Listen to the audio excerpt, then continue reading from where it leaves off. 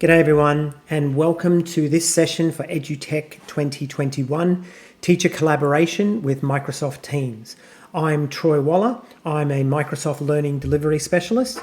That's just a fancy way of saying I am a former teacher who now works for Microsoft, and my job is to work with teachers, school leaders, peak bodies, etc., showing them all the cool things that they can do for teaching and learning with the Microsoft tools. So as we get into this today, I just want to share with you up front that Teams is a complex piece of software. So we're going to talk a lot about strategy and about getting those first things right, so that way it'll all work a little bit better. So we are going to talk about some of the basics of Teams, but mostly this workshop is about setting up a good strategy and setting up a good structure for teacher collaboration with Microsoft Teams.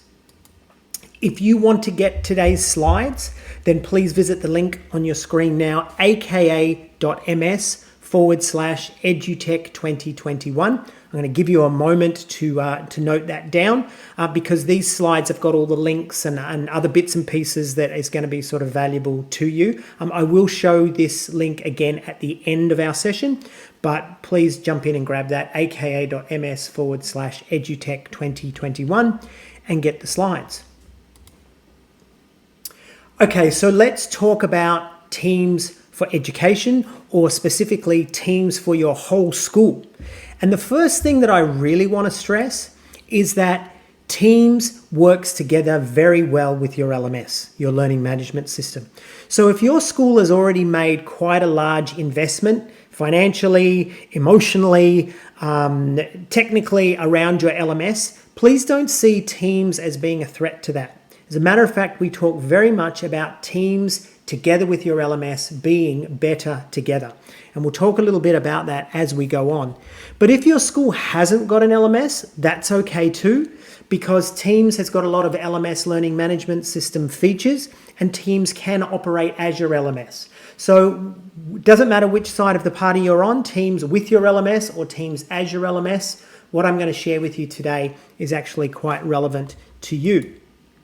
Now, the thing about Teams is it's one hub, everything connected. All right. So the first thing that we see at the top of our screen there is Teams is all about calls, video calls, audio calls. A lot of you were in lockdown and were using Teams with your class. And a lot of people think that's what Teams is. Teams is just about video calling. But obviously it's much more than that. We have our chat, but we also have the Teams themselves. All right, and we're going to do a little bit of a dive into what the Teams looks like and what Teams can do for your students, whether you're in remote learning or whether you're in face-to-face or a combination of both. Now, the other thing we see over the left side of the screen is we can see our Microsoft apps, so they can be brought into Teams. So in this sense, Teams becomes a hub where everything is connected. Whether we're talking about our Microsoft apps like PowerPoint and SharePoint and OneNote, they have a place and they exist inside Teams. But over here on the right-hand side of the screen, we also have our third-party apps. All right, so things like Wakelet, YouTube, Kahoot, other really good education apps that you use, you may have subscriptions to, they will have dedicated apps inside Teams as well. So again, it's a hub that we can bring everything in together. And then we've got assignments as well. So we've got some of those LMS features. So whether we're using OneNote Class Notebook, whether we're using Forms, whether we're using the assignments features within inside Teams, we can have some of those learning management system features. And you know, that makes Teams quite a powerful LMS. But remembering you don't need to use those if you've already got them happening with your LMS. Now, another thing that I like to stress when I speak to schools, because people say to me, you know, do we use Teams or do we use SharePoint? And I want to stress Teams is SharePoint, okay? Now, the reason why I say that is because SharePoint is a very complex piece of software. There are industry certifications for the setting up, for the maintaining of SharePoint sites, etc. And for most of us, we don't want to learn, let alone, take the time to learn. What we did at Microsoft was we said, okay, there's this complex piece of software, but most of us find it too complex. And so what we did was we brought this social media style lens, which sits over the top of SharePoint, and that's called Teams. So when we think about do we use SharePoint or do we use Teams, that's a moot question because Teams is SharePoint. It's just a lens that sits over the top. So we brought the best of social media and the way that we communicate with each other. We brought that as a lens to sit over the top of SharePoint, and hopefully that's going to be more clear as we go on. So Teams for educators, that's why you're here. You want to see what it looks like for educators. And as I said before, I really want to take you first through a bit of a strategy, a little bit of a setup, and understand this is how we're going to set this up. But before we do, I'm going to just take you through some of the basics of Teams. So Teams provides a consistent experience across devices. They reach parity all the time. One platform will jump ahead, and then the others will catch up 100%. But the best experience happens on your desktop apps. Okay, so whether you're on a Windows device, whether you're on Linux, or whether you are on a Mac, there is a dedicated app for your device. But we also have the mobile experience. So whether you're on an Android or an Apple tablet, or whether you're on an Android or an Apple phone, you can have so much Teams functionality with that ability to be mobile. So I really want to stress you jump in and have a look at that. We do have dedicated browser apps, all right? So if you don't want to put an app, or you can't put an app onto your device because it's locked down, you can go through the browser, whether you're on Edge, Chrome, or even Safari, and you can download that for your device or for your browser. Go to aka.ms/get Teams. All right, so that's where we'll get that. Now, first thing I want to point out, first rule of thumb, is that when you are thinking about Teams, it needs to be as few teams as necessary. You don't want an Amazon jungle of teams where every man and his dog and every woman and their cat have teams. We certainly don't want that. What we want is we want to have it streamlined, and we want it to have it to be efficient. Because if you've got a whole heap of teams, then people don't know where to go to view chats. People don't know where to go to find files. It just becomes too convoluted. So please remember that, and I want to stress it again. First rule of thumb, as fewer teams as possible for our school. Now, the first thing I'm going to do is I'm going to take you through the model of a primary school structure, okay? And there's 3 stages that we can see here in rolling out Teams in a primary school. And the first stage is an all-staff team. So everybody that works for the school would be a member of this team. And it provides a central place for us to communicate and collaborate, all right? So there's that social media style experience where we can talk to one another, we can mention each other, we can be sharing files, etc. But there's also a location for secure file storage and sharing. And we also have these things called channels, which I'll talk to you a little bit later. But that's where we focus on different domains of interest, working spaces, teaching teams, PLTs, curriculum groups, etc. Now, the second stage for a primary school, after we've got the all-staff team set up and we've got all our staff in, and I'll show you a model of that in a minute, we then want to start thinking about leadership and administration, okay? So we want a central place for all leadership to communicate and collaborate, for sensitive files, private channels, etc. Now, why do leadership need their own team? Leadership will 100% be a part of the all-staff team, but they need a space for their sensitive files and discussions and those kinds of things as well. That may be in multiple teams. You may separate leadership from admin, but if it's possible, keep it all in one space. Now, the third stage that we have first are the class teams, all right, for our primary school classes. So 1B, 1C, 1D, 1 Green, 1 Smith, whatever. Each one of those groups will have their own classes, okay, and we'll bring specialists in, etc. They'll have their own teams, whether we're remote or whether we are face-to-face. There's still a very, very strong use case for having class teams. But the other part of stage 3 is maybe having an all-school team for the students, or maybe even breaking it into bands. So maybe having a junior primary team or a upper primary team, or maybe we're just going to have a grade 6 team, for example. All right, and I'll show you what that looks like in a minute. So we've got Office 365 aggregation that this all sits on. It's cloud-based. You can access it from anywhere on any device, and it all sits on that enterprise security and compliance according to your Microsoft subscription. So in a primary school, it's going to look something like this. You're going to see here on my team slide, you can see here we've got a staff team, okay, that everyone's a part of. We've got our leadership team just for leadership. But then we've got a couple of class teams I put there as examples. So we've got 6G, that's their class team. We've got 1C, which is their class team. Or maybe all the students are together in that big team. Or maybe we just put all the grade 6s together into a team as well. All right, and that's especially important when we want to speak to the whole group or portions of the school at once. So that's what that looks like at a primary level. Now, at a secondary level, it's going to be quite different because secondary schools work very differently to primary schools, of course.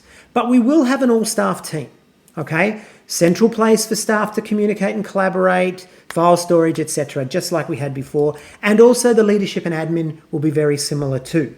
But where it gets different in secondary is whilst the teaching teams in the primary will all be in the all-staff team, in secondary, they will also be in faculty teams, okay? Which means that we may have maths faculty teams, science faculty teams, humanities, etc. All right? So it's a place for each faculty in the high school to communicate and collaborate. They can store their files and they've got their channels as well. And we don't need that in primary because, you know, the teachers are right across different disciplines, different academic disciplines. We still have class teams in secondary and we're still going to have student teams and or band teams as well, all right? So whether that's upper secondary, middle secondary, whatever it is that you have. And again, just like in primary, it all sits on that Office 365 stuff. Now, what does that look like? Well, it looks something like this, okay? So you can see here on my team slide, I've got the staff of Dingley Secondary College. So that's for all staff announcements, file sharing, etc. I've got the leadership, okay, as well. But then I've got these faculty teams. And this school is split up. You can see English is split up into 7 to 10 as well as VCE, or that could be in your state HSC or SACE, whatever it is you call it. That's basically year 11 and 12. So we can see maths has also been broken up, humanities, etc. But these are faculty teams where the faculty are working together. All right, and that's going to hopefully make more sense as I start to explain some of the things that we have inside teams. Now, when we look at a P to 12 or an R to 12 or a K to 12, depending on what you call it in your state, we can see here that we've got a whole school team in stage 1. We've got the leadership and admin teams in stage 2. But where it gets unique in this is we have a primary staff, okay, so they need to be working together in their space. We've got secondary staff, which are probably going to be very separate to primary. They need to have their space to work together as well. And then we've got the secondary faculties as well. All right, so stage 3 is very different in this space. And then when we get into stage 4, of course, just like before, we've got our classes and we've got our student bands as well. Now, what that looks like, quickly, that sits on our Office 365 aggregation, of course.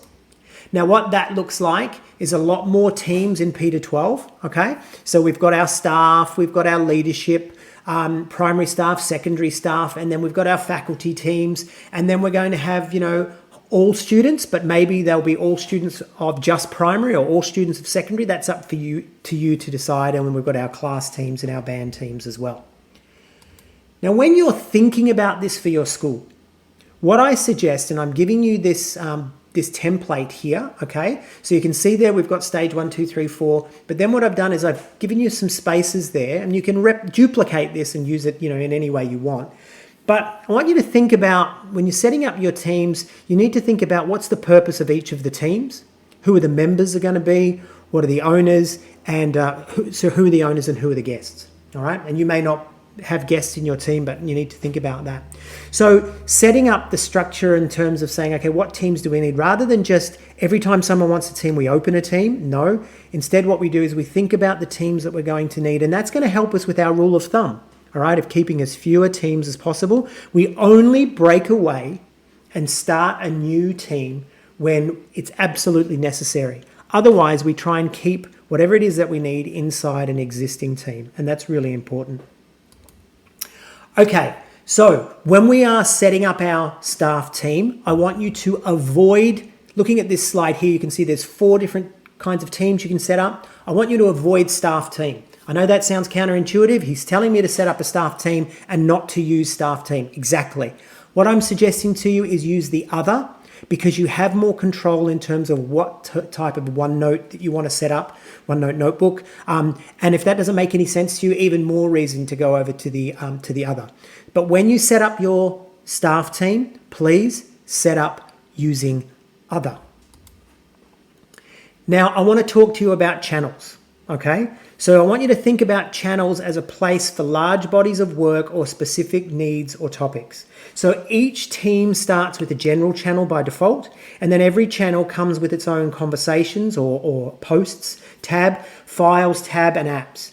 And the general channel is where you can have the whole school communication, but when you want to get more granular down into those different levels, that's where people will go. For example, year 1 staff will work in the year 1 channel, year 6 staff will work in the year 6 channel, but if I want to speak to everybody, then I may use the general channel. Now, you can easily add more channels to your team as needed. You click on the ellipses next to the team name and you select Add Channel, as you can see there on my screen. And you'll then need to name your new channels. Notice that your additional channel automatically comes with a Post tab, Files tab, Notes tab, and then a plus, so you can add those apps. And perhaps your team, your group of teachers, I should say, is developing a new course or a new curriculum, etc. Then you may want to create a PLT for that, and then everyone can work in that space. And now everyone that's a part of that PLT sees everything that's going on, and they can weigh in on the important decisions and have visibility and the ability to contribute.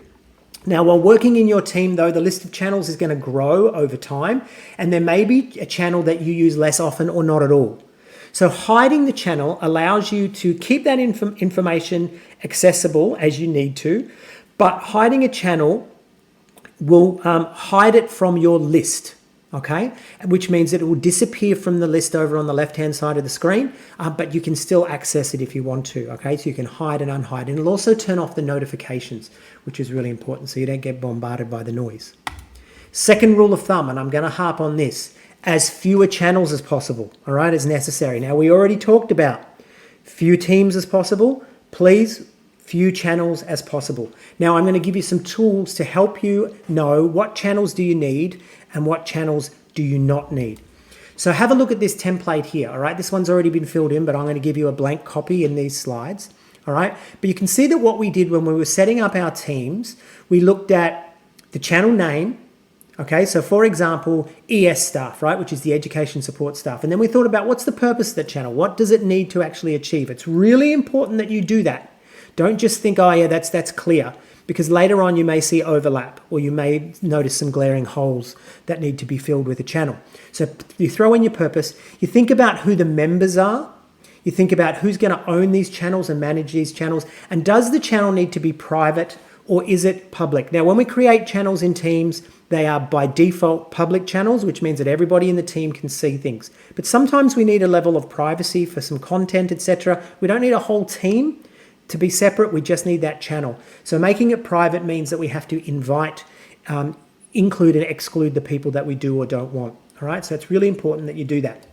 Now have a look at this. When we were doing the same thing, now you do this for every team that you set up, by the way, but when we were doing it for the leadership and admin, have a look at finance and HR. Now you can see there that whilst the purpose is different, the members are the same, the owners are the same, and the level of privacy is the same. So what that means is instead of having two channels, finance and HR, we can actually put those two channels together, call it finance and HR, and we've got one less channel, but it's the same people that are in there. The content's just mixed together, and we can differentiate that in the way that we have our files inside the channel. So I'm giving you this as a blank template. When you get the slides, you can duplicate this and use it as many times as you want, or even make your own version if you want. But just make sure that you fill in all these, okay? We've learned this ourselves at Microsoft through some pain, and I want to save you that pain, all right? So you set up the channel name, the purpose, the members, the owners, etc. So this is what we're doing for our staff team. Now, when we look at our principal, you can see here that she's got her all staff team, but she's hidden a lot of those channels and she's only following the ones that are important to her. All right, so she's only getting notifications. She can, for the ones that are important, she can jump into those other channels that she's hidden. She's not locked out of them, but she's just not going to be bombarded visually or by notifications. When it comes to the leadership team, she's a member of that team as well. So she's following everything, even the locked channels, because she's the boss, right? She's not following any class teams. She doesn't want to be bombarded with all the goings on there. She can certainly speak to the teachers or the area leaders and be invited temporarily to a class team if she needs to be, but nevertheless, she doesn't want to be bombarded by that. So when she looks at her teams, she's not overloaded by channels, okay? She's just got those ones there. It's very clear and concise and quite efficient for her. Now, when we think about posts, okay, so this is where we have the chat. Now, I talked before about this sort of social media experience, okay?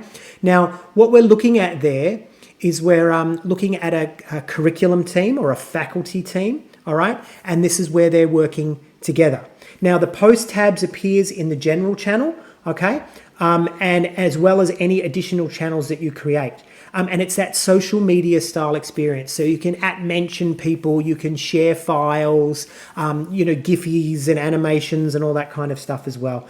So if you want to begin a conversation in the channel that's relevant to you, rather than sending emails to multiple people, receiving multiple responses, worrying about whether all the necessary parties were included, the member simply begins a conversation in the channel where that work is occurring.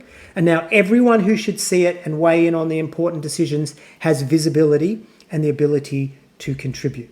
Okay? We can also be linking to files, websites, etc. Now, when we think about files, at the moment your school may have a shared drive, G drive, P drive, whatever you call it at your school. Your school may actually have a SharePoint site, etc. What we can do is we can bring all our files into the relevant channels, okay? So we know that when we're in year 6, yes, we can look at our posts and talk to each other, but all our files are living in that same space as well. And if you look at that slide that you're looking at now with all the folders, you can see that we've got directories and we can have subdirectories inside those as well, and it's all cloud-based and we can access it from anywhere in the world as long as we've got the internet. Now, can you see that little plus at the top there next to where it says Word? That's where we add our tabs, all right? And you can see I've already put our LMS in there. We've got Compass, which is there already. We've got the Victorian curriculum for level 6 is in there as well, but we can add other apps. We can add our Microsoft apps, okay? So things like PowerPoint and SharePoint and Word and OneNote, etc. can be in there.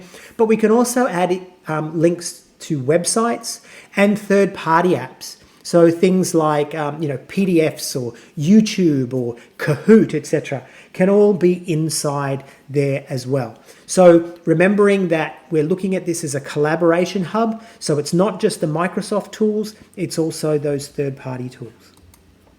Now, I told you before that SharePoint is Teams and Teams is SharePoint, so we can bring our SharePoint pages in as well. So if you've already built a really beautiful SharePoint site and you think, oh, I don't want to destroy that because it works as a really good intranet, just bring it inside to Teams, all right? You can definitely bring in your files, and those document libraries can all be sitting inside Teams, even though they're technically outside in another SharePoint site, but to the user it looks the same. But you can also bring in these SharePoint pages, all right? So there's really nice intranet pages that you've set up, or even that you would like to set up. So it can still be very visual inside Teams.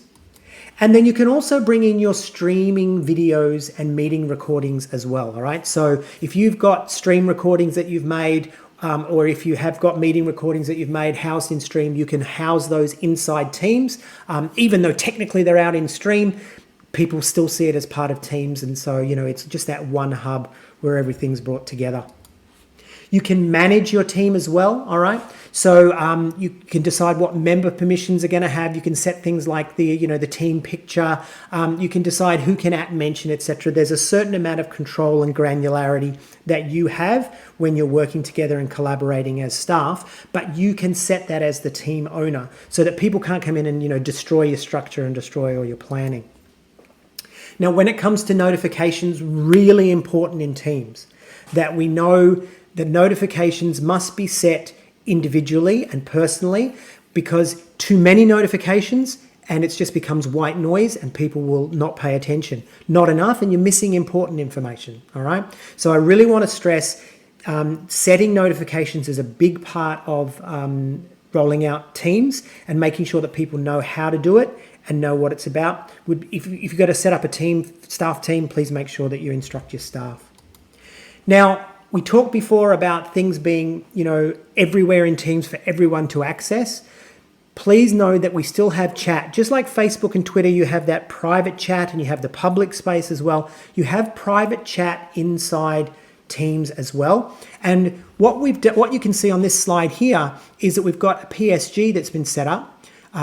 Wilma Smith is the student's name, and I've invited the relevant staff members. We've got our ability to store files and chat about this student.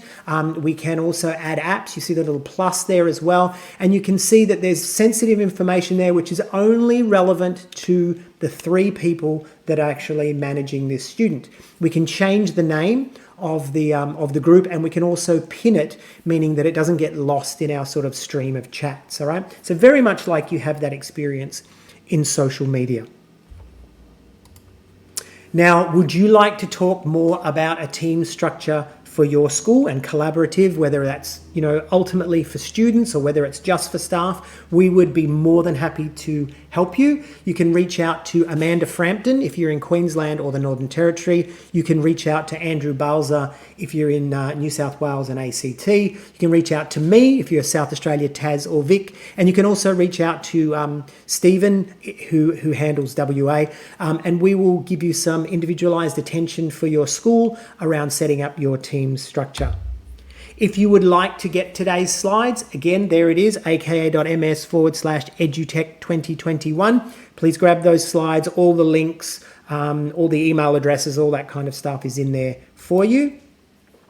And if you would like more information on Teams, please visit support.microsoft.com/education. That's support.microsoft.com/education, and there's some really good information there online for you. Now, if you want to get credit for this session, PD credit for this session, then please visit education.microsoft.com, set your account up if you haven't already got one with the Educator Centre, and then add your achievement code, and you will get recognition for today, and you can print that off as a certificate or as a PDF, all right? So jump in there, education.microsoft.com. If you're already a member, just add your achievement code. If you're not, set up an account and then add your achievement code, and you'll get some recognition for today. Now, finally, I would love you to stay connected with me. So please find me on Twitter, LinkedIn, and Facebook. These are my professional accounts. I would love to have you connected with me so I can show you all the latest, greatest stuff around education technology, around Microsoft in education, and also around accessibility and learning support using technology. So thank you very much for being a part of this today. I hope you got a lot out of it. My name was Troy Waller, Microsoft Learning Delivery Specialist, and I look forward to seeing you at some of our other workshops over the course of today. See you, everyone. Enjoy EduTech.